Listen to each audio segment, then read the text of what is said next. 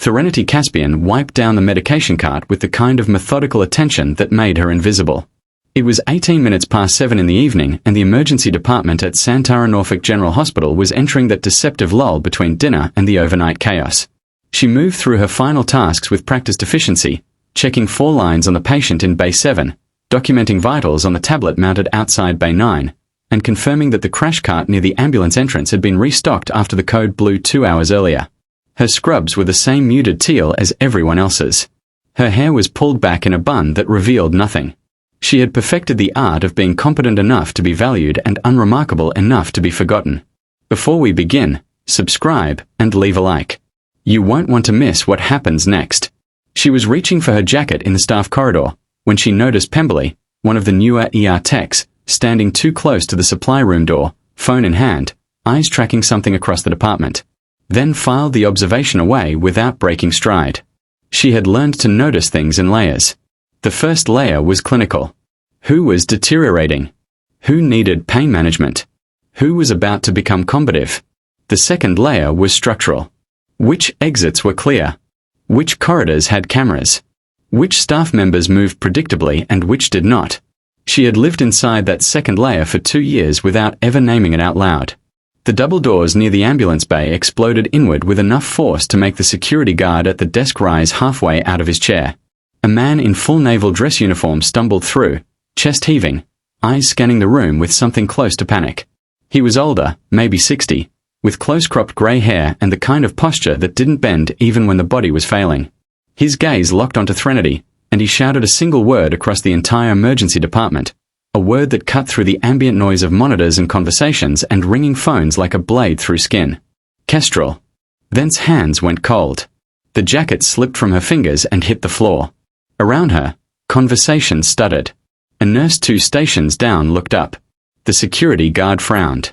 The Admiral was already moving toward her, his stride uneven, his breathing ragged.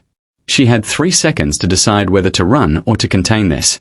Her body made the choice before her mind caught up. She stepped forward and intercepted him at the edge of the main corridor, her hand closing around his upper arm with enough pressure to redirect his momentum toward the staff break room 15 feet to the left. "Sir, you need to come with me," she said quietly, her voice perfectly level. She didn't ask. She didn't explain. She moved him the way you move a patient who's about to fall with the kind of authority that doesn't invite questions. The Admiral let himself be steered, which told her more than anything he could have said. When the door to the break room closed behind them, she locked it and turned to face him. "Admiral Orveth," she said. The name tasted like rust. He stared at her as though she were a ghost he'd been trying not to see. "You're alive." "I'm a nurse," she said. "Kestrel." "That's not my name." He took a step closer and she registered the way his hands were shaking. Thaddeus Orveth had been her commanding officer for 3 years. He had sent her into places that didn't exist on any map and expected her to come back with answers that couldn't be written down. He had also been the man who signed the order to erase her from every database, every file, every record that might connect her to Operation Hatchetgale. She had not seen him since the day he'd told her that staying alive meant disappearing so completely that even she would have to forget who she used to be. "They're killing everyone," he said. "Marek went off a bridge in Tacoma 3 weeks ago. Landros had a heart attack in his apartment in San Diego. Covenry's car exploded in a parking garage outside Baltimore. Every single one of them staged to look accidental. Every single one of them from your team." Thence breathing stayed even, but her pulse spiked. She had kept loose tabs on 3 of them. Marek she'd liked. Landros had saved her life once in a way that didn't involve guns. Covenry had been difficult but reliable. The fact that they were dead and she hadn't known meant the system she'd built to monitor threats had failed. "Who sent you here?" she asked. "I got a call 20 minutes ago," Orveth said, encrypted line. "Someone I haven't heard from in 5 years. He said your name was next on the list. He said the target knows where you are and that you have maybe hours before they move." "The target? Vane Sarrow," Orveth said. Then felt something tighten in her chest. Vane Sarrow had been the objective of Operation Hatchetgale, a contractor who had sold classified naval intelligence to 3 different foreign entities and then vanished into a network so deep that even black-budget task forces couldn't find him. The mission had been to confirm his location, extract evidence, and bring him in for trial that would never be public. What the mission had actually produced was a firefight in a warehouse outside Gdansk, 2 dead operatives, and a decision Threnody had made in 4 seconds that had kept Sarah alive long enough to escape. She had reported the decision up the chain. Orveth had classified the entire operation as a failure and buried it so thoroughly that no one outside the team even knew it had happened. He was supposed to be in Eastern Europe. She said he was. Now he's here, and he knows exactly who you are, where you work, and what you look like in scrubs. Then moved to the small window in the break room door and looked out at the emergency department. Everything appeared normal. A patient was being wheeled toward imaging.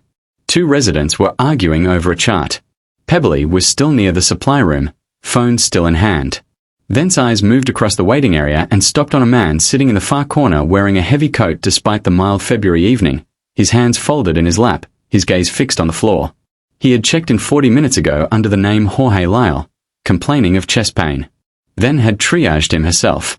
He had been calm, polite, and entirely forgettable, except that his pulse had been 62. His skin had been cool and dry, and he had looked at her just long enough to confirm her face before looking away. "He's already here," she said. Orveth moved beside her. "Where?" "Waiting area, far left corner, heavy coat, checked in as cardiac." Orveth's jaw tightened. "You're sure?" "I'm sure." "Then we leave right now. I have a car outside. We get you out of Norfolk and into a safe house while I call in the people who can actually handle this." Then turned to face him. "You signed off on Hatchet Gale. You classified it as a failure and buried the evidence. If Sarah's here, it's because someone told him where to find us. Someone with access to files that don't exist." Orveth didn't flinch. "I know. So, either you're here to protect me or you're here to make sure I don't become a problem." He met her eyes. "If I wanted you dead, Kestrel, I wouldn't have come in person." It was the kind of answer that didn't actually answer anything. Then felt the 2 years she'd spent building a life as Threnody Caspian begin to fracture. The nurse would call security and let the system handle it. The operative would move now alone and trust nothing. She couldn't be both. "I need 5 minutes," she said. "You don't have 5 minutes. Then you'd better hope I'm fast." She unlocked the door and stepped back into the corridor. The hospital moved around her exactly as it had 3 minutes earlier. But now every face was a potential threat, and every decision carried weight she couldn't afford to miscalculate. She walked toward the nurse's station and caught the eye of Deisa Maruro, the charge nurse who had trained her when she'd first started. Delis was 60, unshakable, and the closest thing Threnody had to a friend in this place. "I need you to pull the file on the chest pain in the waiting area," then said quietly. Jorge Lyle checked in at 6:40. "I want his insurance information and his address." Deisa frowned. "You going off shift? Why do you need his file?" "I think I know him from somewhere. I just want to check." It was a thin excuse, but Delis didn't push. She pulled up the file on her screen and Threnny leaned in, scanning the information. The address was a motel off Military Highway. The insurance was a low-tier plan that wouldn't flag in any meaningful database. The phone number had a Virginia area code. Everything about it was designed to be real enough to pass a surface check and forgettable enough to disappear. "Thanks," then said, and moved toward the back corridor before Deisa could ask anything else. She found Pemberley near the medication room, still holding the phone, still watching. Then stopped 2 feet away and let the silence sit until Pemberley looked up. "You've been on your phone for 20 minutes, then said. Pemberley's expression didn't change. "Texting my boyfriend." "Your boyfriend works nights at the shipyard. You told me that last week." So it's 7:30. "He's at work, but you've been standing in the same spot, staring at the same part of the department since I started closing out my shift." Pemberley's fingers tightened around the phone. "I don't know what you're talking about." Threnny stepped closer, lowering her voice. "If you're in trouble, I can help, but I need you to tell me right now if someone asked you to watch me." For just a second, something flickered across Pemberley's face. Fear maybe, or guilt. Then it was gone, replaced by a brittle defensiveness. "You're being paranoid." Then held her gaze for 3 more seconds, then walked away. She didn't have time to extract a confession, but now she knew. Pemberley had been feeding someone information and that someone was sitting in the waiting area pretending to have chest pain. She moved through the staff corridor toward the back exit, her mind running scenarios. If she left through the ambulance bay, she'd be visible. If she went through the main entrance, She'd have to pass within 20 feet of Sarah. The parking structure was 3 blocks away, too far to reach on foot without exposure. Her apartment was even worse. If Sarah knew where she worked, he knew where she lived. Orvith appeared beside her, his voice low.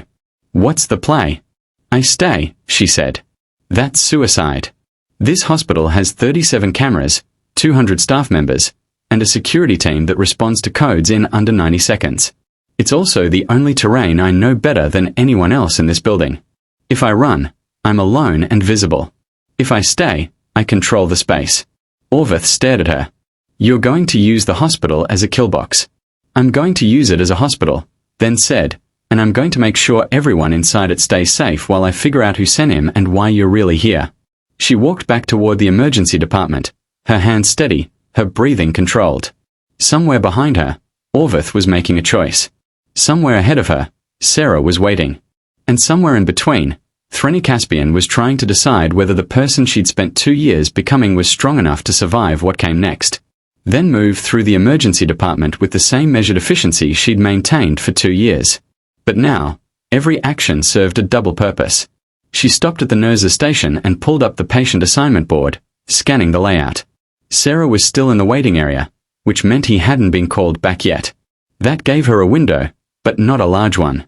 She tapped the screen and reassigned herself to triage for the next hour, overriding the schedule with the kind of administrative access she'd cultivated carefully and used sparingly.